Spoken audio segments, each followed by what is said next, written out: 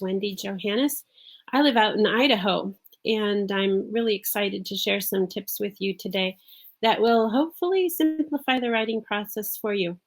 My experience comes from 11 years as a Christian school teacher, and I did teach English, high school English mainly, and I also homeschooled my two children for 15 years. They're now adults, and I'm happy to be on this end of the homeschooling journey. I've also been a consultant for Precept for 15 years, and I have learned a lot from each of you, whether it's at conventions or meetings or just phone calls. And I understand that the writing process can seem like a very insurmountable task at times, both to you as a parent, but it can also be very insurmountable to a child that struggles with writing or enjoying writing or even wanting to write. So my goal today is to help you see the process as being a little bit more manageable and giving you some tips that I've kind of picked up over the years that I think streamline the process. First of all, if you're not familiar with the BJU Press English curriculum for the elementary grades, I highly recommend that you take a look at it. Contact one of the Homeworks by Precepts consultants to check it out. What I love about it is that the writing process is taught in conjunction with grammar. And as an English teacher, I know my students hated grammar. So when you can teach some grammar and then work it into the writing process, it's more of a natural skill that's being developed. It's not grammar separated from writing. For instance, they may learn adjectives in one chapter, and then the next chapter they will be applying the use of their adjectives in a descriptive writing type paragraph. And I find that to be very helpful. And another feature that I really like from the BJU Press English textbooks is that they very carefully and slowly explain the 5-step writing process, and they model it with children's examples right on their same type level of writing. And it's not complicated and usually takes about 8 days to go through an entire writing project. And I love that because a writing project is not meant to be rushed. My first suggestion or tip would be to make sure you do understand the 5-step writing process. First we plan, then we draft, then we revise, then we proofread, and then we publish. And I could talk for over an hour on all of this, and it's very, very difficult for me to condense all this into 20 minutes. But I'll try to be brief, but be very concise and hopefully very helpful. The first step is the planning step. And this just means that you're getting to write. Now, this sounds very simplistic, but it's actually the key step in the writing process, and it's the one that is most often neglected or just not even done, completely overlooked. If you will take the time to help your child to prepare well, take a couple of days, you will find a lot better success. First of all, I'd like to share 4 questions that you would start with when you're working on planning a writing project. First of all, what will he write about? Brainstorm with your child. Give him lots of different suggestions and ideas. Secondly, why? Why will you write? If we have a purpose, it helps us focus better. Our purpose could just be to entertain. It might be to thank. It might be to persuade. It might be to explain or describe something. And then the third question would be, for whom are we writing? If we're writing to a peer or we're writing to someone like our own age, that tends to be more informal. If we're writing for an adult, a letter to an editor, the style will be more formal. And then that was our what, our why, for whom, and lastly, how will we write? If we have a format for the child to follow, it makes it much clearer for him. The format for an essay is much different than the format for a short story. Obviously, it looks different, it's set up different. And then a poem would have, again, a completely different format. And even in the genre of poetry, we have many different kinds of poetry, which all have different types of formats. So keep that in mind. A really big tip during the planning stage is, as much as possible, use graphic organizers to help your child get a plan laid out on paper. If you aren't familiar with graphic organizers, go on the internet and do a very quick search for graphic organizers. You'll be absolutely amazed at how many options there are out there. Obviously, if you use the BJU Press English curriculum, they will be pre-selected for each specific writing project. They'll be available right in the text, and you don't have to do any of that hunting and searching, but they are available. Today, we're going to look at some slides, and this first one shows how a student is going to plan. We're going to use a compare-contrast essay, and he has two different graphic organizers he's using. Hopefully you can see fine in this PowerPoint on the screen. At the top, we have simply what's called a T chart, just a simple T, which you can easily make on a piece of paper. But in this example, you can see the child is comparing two things. He's comparing the organ to the piano. So you simply write out the facts that are typical of an organ, and then the facts typical of a piano. Then they go back and they look for all the ways that those two things are alike, because we want to compare the two. They're circled. And then at the bottom, you can see what's called a Venn diagram. Once again, very simply made on a piece of paper. And the things that are specific just to the organ are in the yellow part of the Venn diagram. The piano's in the blue side, and then where they meet, the middle, are the things that where they are alike. This next slide is just showing you a page out of the BJU Press English textbook where there are possible ideas as well as a T-chart for the child to fill out himself. And then one more to look at. Here's the Venn diagram that the child will do, in this instance, right in the textbook. Now, I hope you can see that this instantly has set the child up for success in writing a simple 2-paragraph essay, how two things are alike and how two things are different. And it's all because of the way it's set up in the planning stage. It makes it so simple for them. Then after planning, and this can take a couple days, don't rush the process. We move into the drafting stage. This is when the student is going to put his ideas from the graphic organizer, from his brainstorming, into sentences and paragraphs using the organizer that he's made. I would recommend as a tip that you have your child do his rough draft in one setting. Don't interrupt him with lunch or anything else. Just let the stream of thoughts flow and get all of his writing done.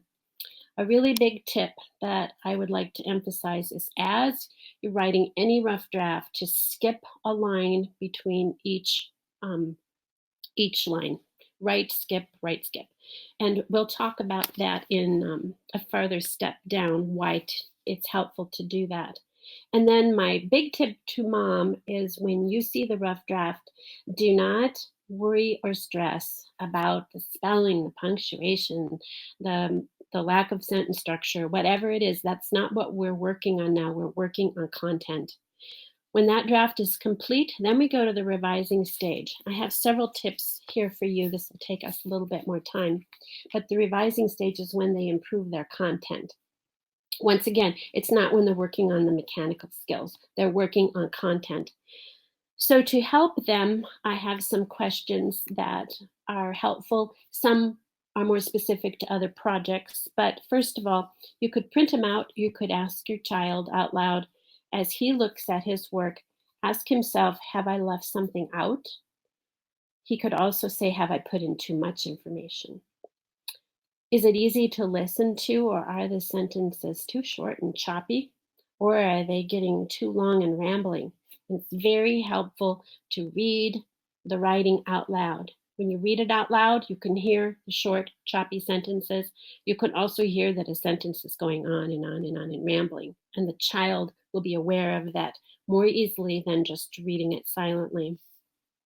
Have the student ask, can I be clearer? Also, have I put the events and the steps all in the correct order? Did I include unnecessary details, or should I delete something? Can I use more interesting words?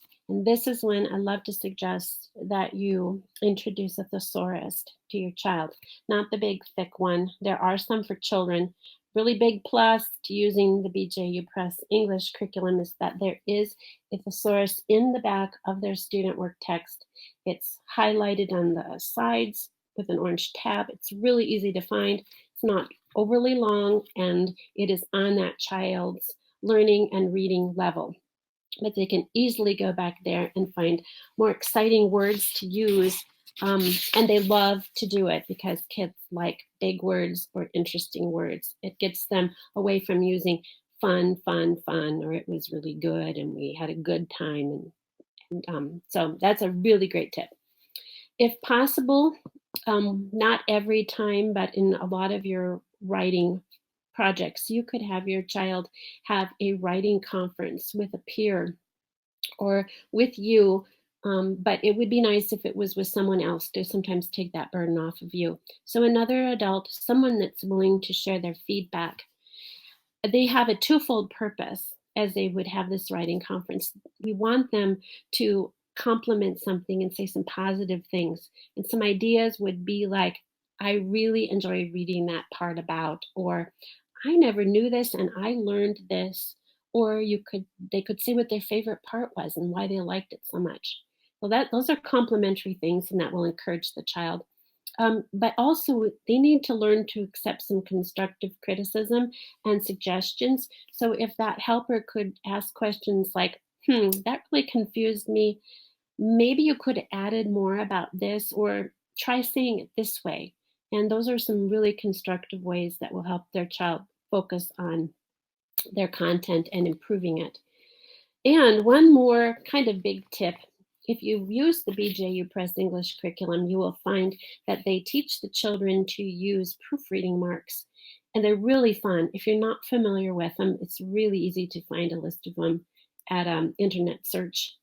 And the kids love to use them. So going back to that planning stage, when I suggested leaving an empty space, if during the revision they want to add a word, all they have to do is put that little caret where they want to add it, and they have a space right above where they can put in the word they want to put in.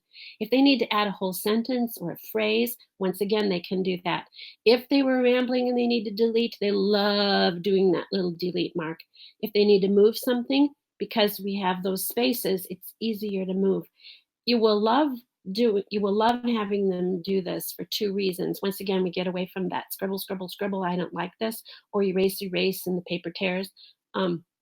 It's just a really great idea. And so I would recommend doing that. Research that if you're not familiar with them. Okay, once they've gone through the revision stage, they have been focusing completely on content. And I'd really like to emphasize the fact that in the elementary grades, the process of the writing is more important than the final product. We want them to learn the 5-stage writing process, getting to a final product. And that's what we're looking at. When they get to high school, when they get to college, what matters? The final product. The professors do not care if they did the stages and did their research and all that. But we want to teach the children that their content is very important, and following those steps is important. The proofreading stage is next. We planned, we drafted, we revised, we proofread. Now we're proofreading. And this is where moms like to shine, because we really like to get into the mechanics and fixing those things that have been bothering us.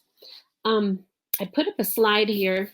I know it's probably kind of small for you, but this is showing a revision checklist closer to the top, and then at the bottom, a proofreading checklist. These are, once again, coming out of the student's textbook, but look at how a revising checklist is putting the burden of making those changes back on the student. It's not that the paper is coming back to you, Mom. It's coming back to the student, and he can evaluate whether he has done those steps. The proofreading checklist, once again, is going to include the mechanical things like spelling, punctuating, putting capital letters at the beginning of sentences. Anything that they have learned grammatically to that point is what they should be able to apply to their writing skills. If they haven't learned subject-verb agreement because they're in 2nd, 3rd grade, then we don't need to worry about that yet. But as they have added that to their skill set, then that would be something that they would look for to correct. You can make your own checklist. This one is specific to the compare contrast essay. Once again, there are checklists on the internet. There's just so many things out there that are helpful. It's nice to have it very specific to the particular writing project that you're working on. Okay, finally, let's talk about some creative ideas for the publishing stage. Some of these I've used in the classroom and with my own children. Other people have shared some of these ideas with me. Publishing just means that you're sharing your writing with someone. And if your child knows that his writing is being shared with someone, that will be a motivating factor for him to be more neat, to take his time, be more careful. So first of all, you probably have a bulletin board. I know you have a refrigerator. Be sure you put things up that your child's done so that they can be viewed by others and he can take pride in his hard work. Or your child could take his writing projects throughout the year, compile them into a little notebook or however you would want to do it. And he could make a cover, he can make a title for his book, he can illustrate the cover, and that would be a fun thing to keep for years to come.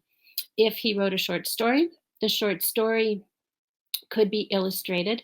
Now, not every child likes to do art projects and artwork, so here's some other ideas. At a homeschool event, perhaps your co-op, a family gathering of some kind, or even a friend took her children to the local nursing home. And all of those events are great times when your child could get up and read his original work to a group. If he wrote a biblical themed story, your Sunday school teachers and junior church workers would probably really work with you to let him read that at church. Grandparents and close family members love to receive letters and emails of children's work. Consider putting some of these things in a frame. You could easily even switch them out if they were always about an 8x10 size. If you write any kind of a letter, whether it's a letter to an editor, a business letter, a friendly letter, a thank you letter, be sure that you actually mail it. That makes it purposeful. And once again, it will encourage them to be neat. They also learn the skill then of addressing an envelope. The next idea I love, my good friend shared it with me, that her son had written a limerick and she thought it was pretty cute, and it was. So she sent it off to the Highlights magazine. And it didn't happen right away, but within time they contacted her and they actually printed his limerick in the Highlights magazine and sent her a copy. And she photocopied it for me, and he was truly published.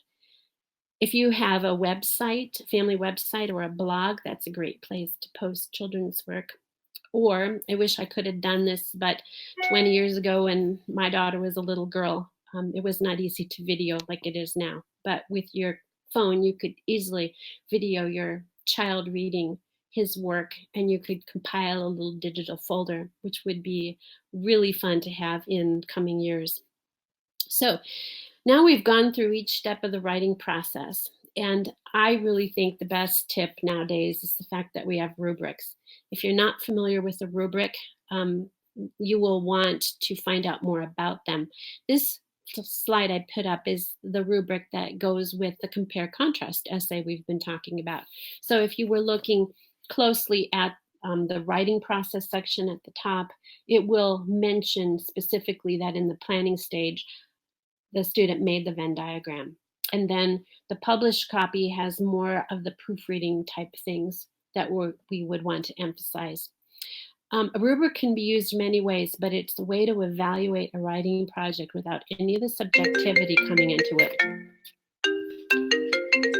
Sorry about that. That was my husband's phone coming through. In this particular instance, you could put a check mark, a plus sign, or a minus sign, depending on how well the child did this. If he did well and you put several pluses, you could easily say that that was probably B plus A work. Another way you could use the rubric is you could put in, come up with a point system, and then you could easily tally your points and come up with an actual grade. Or The rubric is not a secret. You know exactly what you want your child to work on, so you can give it to him at the beginning of the project. He can evaluate it himself, and he can actually check off things as he's working through them. And the burden is not always on mom, and you don't have to come up with a grade for every writing assignment, but this is a really great way to check up on your student and make sure that they did go through the complete writing process. Anyone can use this rubric. And then at the bottom, be sure you write some positive comments, some things that you really liked about it. Um, Coming from the standpoint of an English teacher, I wish we'd had these many years ago when I started teaching, because then I would have had a more consistent way to compare different children's works in the classroom. So I feel like we rushed through that because we did, but we went through the process quickly, and I hope that this quick overview, the slides, a lot of these tips I've shared have been helpful to you. I hope that you're inspired to try some of these things for yourself. If you have any tips that you would like to share, we're going to have a Q&A at 2:30 Eastern time, so in about 5-6 minutes. We'd like to hear if you have any questions, if you have any comments, if you have any other great ideas for the publishing stage. I'd love to add them to my list because I enjoy sharing them with people. So I'm going to sign off, and we will be back in about 6 minutes. Thanks for listening today, and I hope that you benefit from this. Bye-bye.